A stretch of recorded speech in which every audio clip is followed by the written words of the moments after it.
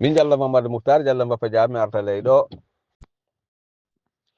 mi wi'a inna lillahi wa inna ilayhi raji'un inna lillahi wa inna ilayhi raji'un inna lillahi wa inna ilayhi raji'un.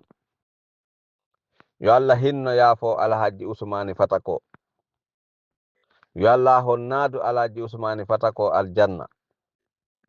yo Allah hon ittuka bawgal makko o waɗa barke e fiira e ɓiɓɓe Alhaji Ousmane Fatako e jawle ko Alhaji Ousmane Fatako accitiri ɓaawo.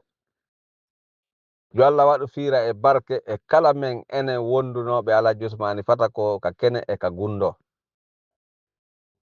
Yo Allah waɗu barke e men enen kala faalaɓe yo lagine ɓanto yo okku en doole. Yo Allah hon andintin e wonde ma si tawno hara Alhaji Ousmane Fatako no wuruno wodayno ko Alhaji Ousmane Fatako yewti fi koko Aliou Ba nangaɗo, wodayno ko Alhaji Ousmane Fatako yewti ko nafata jama lagine on, ko jama lagine on nanata mandito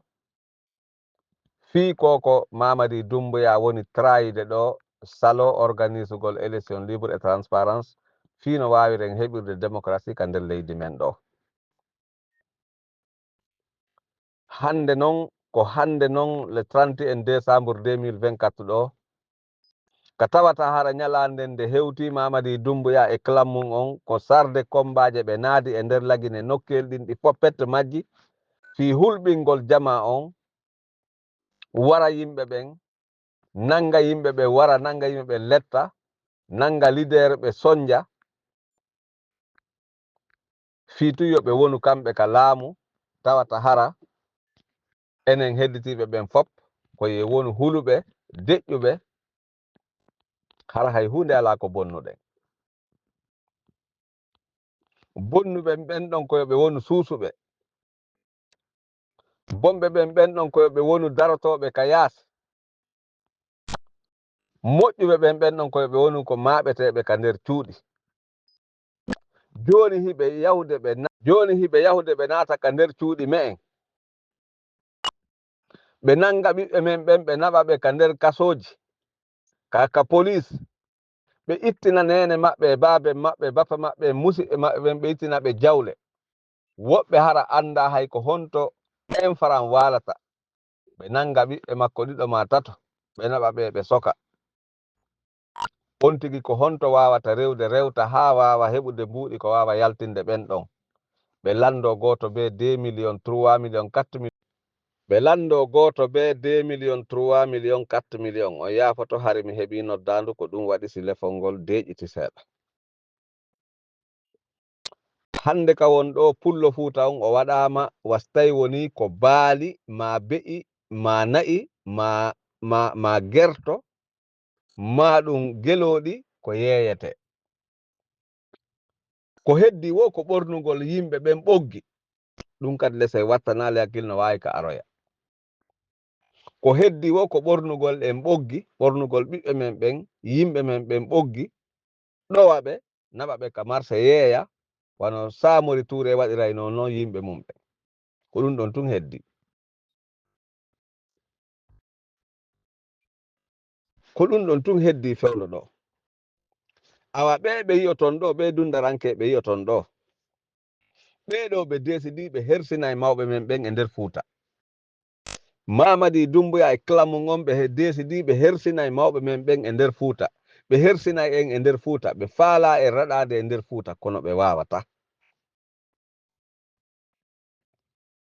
Onon mawɓe amen hanuɓe darade dankaranno Alhaji Ousmane Fatako tindini on,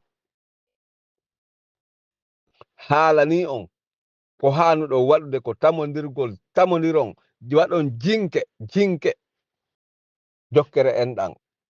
tamodiro yiitidon ƴetton jawle mon ɗen wallitoɗon men menen suusuɓe darade dankaranno darto bandiji ɗin ɓen men darto. On haalanama ɗum on jaɓali.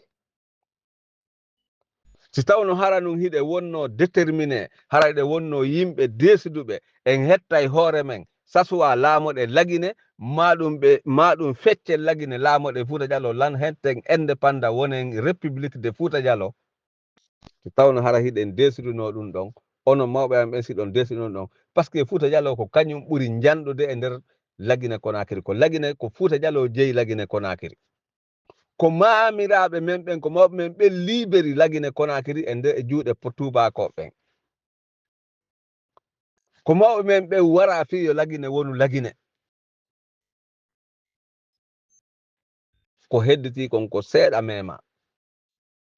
Fouta Djalo no yehi ha memoy ka nder ndiyam Fouta Djalo no yehi ha memoy nder Sarlon Fouta Djalo no yehi ha memi e nder Guinée Bissau ha e nder Sénégal ha e nder Mali Bamako ha e nder Côte d'Ivoire Fouta Djalo onon tawata hara ɓiɓɓe men ko yo nangirewa gerto ma nangirewa be'i ma baali naɓe e police yeeyite ɓe accita ɓe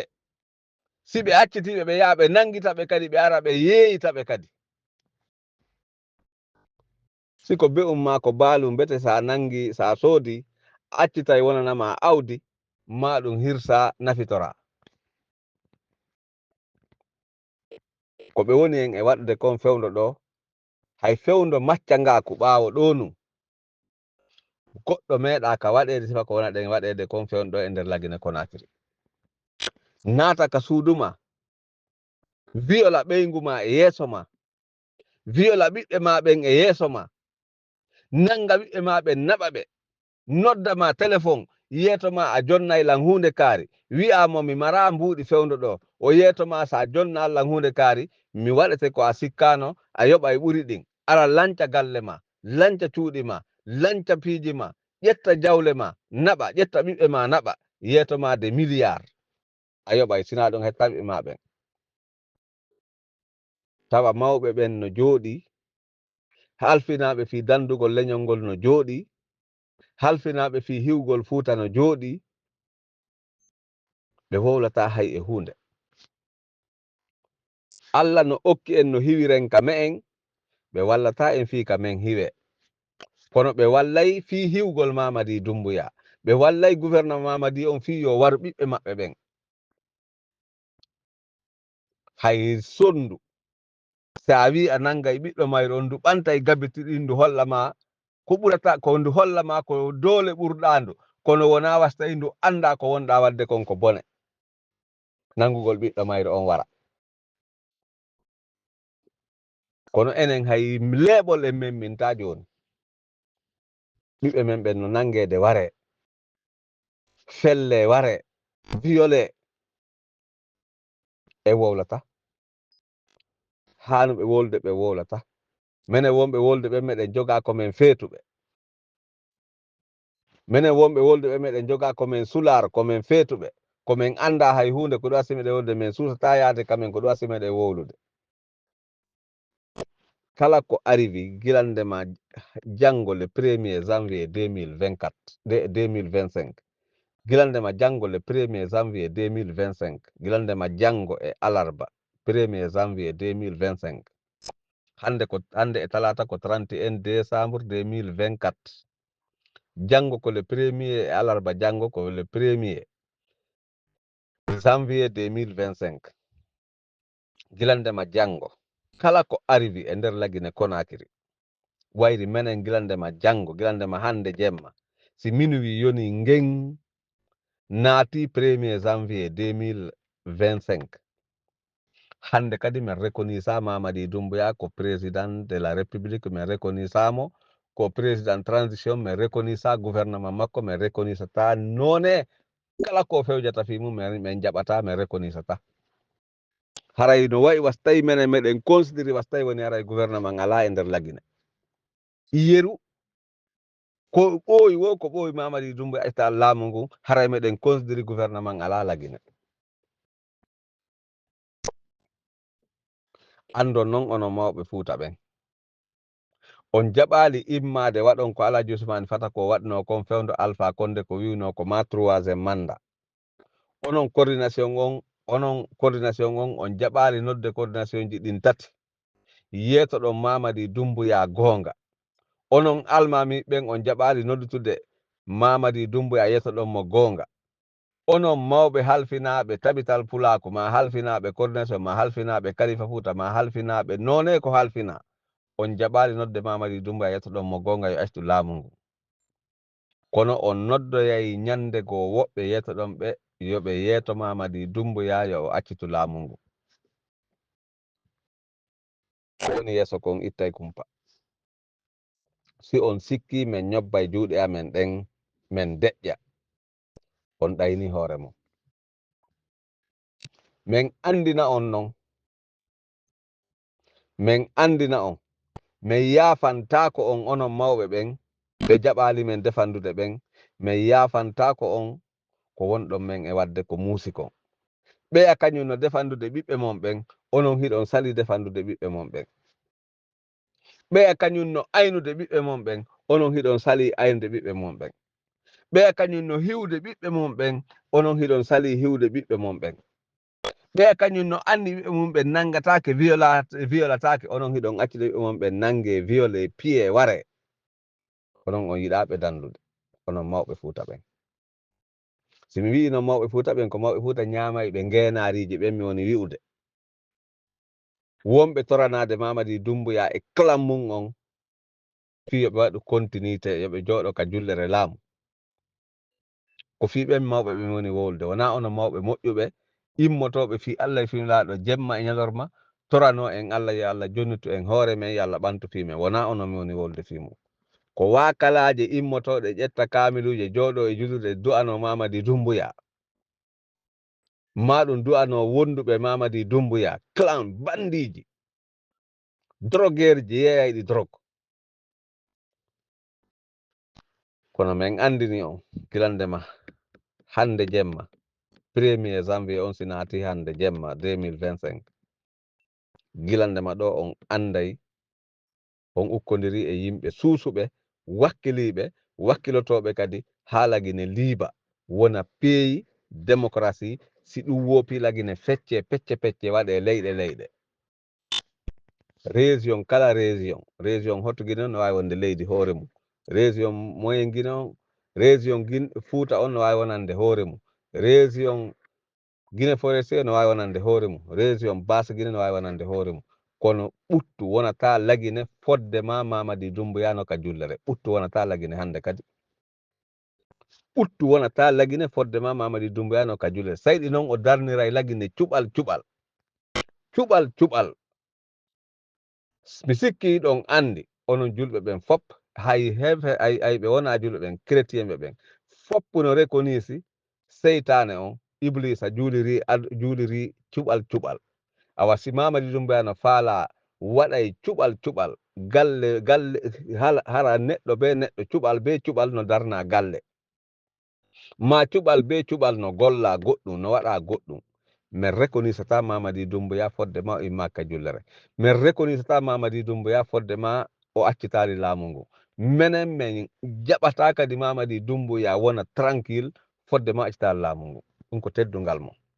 onon noon andi ko honto rewtoton ha Mamady Doumbouya iwa ka jullere kono iway ka jullere si Allahu laamiɗon jaɓi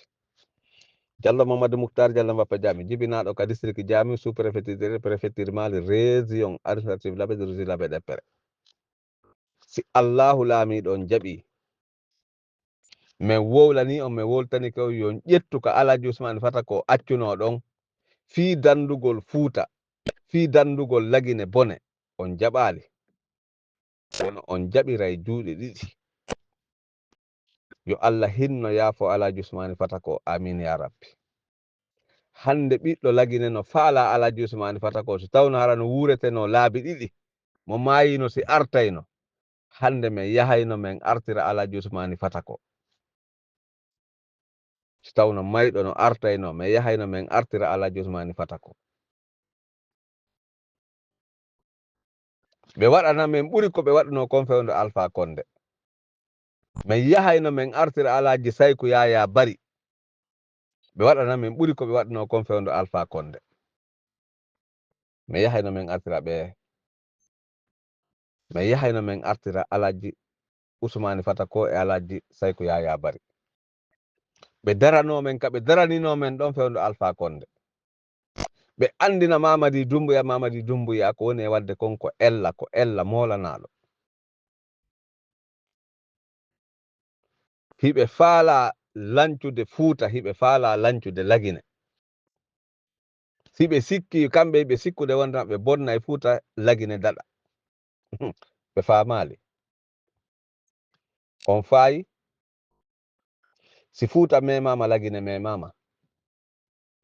si Lagine memama Fuuta memama. min ronki violanede, min ronki nanganede yeeye, min ronki yeeyede e nder leydi amen ndin, min ronki wikkede, min ronki liɓanede cuuɗi amen ɗin, min ronki bonnanede, min ronki angal heɓugol nafa ko woni konka nder leydi, min ronki. min andinay noon jama on min ronki si Allahu laamiɗon jaɓi. Vive IFDG, vive l'ANAT, vive Force Vive, vive tous les Guinéens qui sentent ce sont des Guinéens conscients et qui veulent la liberté de notre pays. Diallo Mbappa Diame, et je vous remercie. 31 décembre 2024, 8h48 minutes, ici Espagne, Barcelone. Je vous remercie.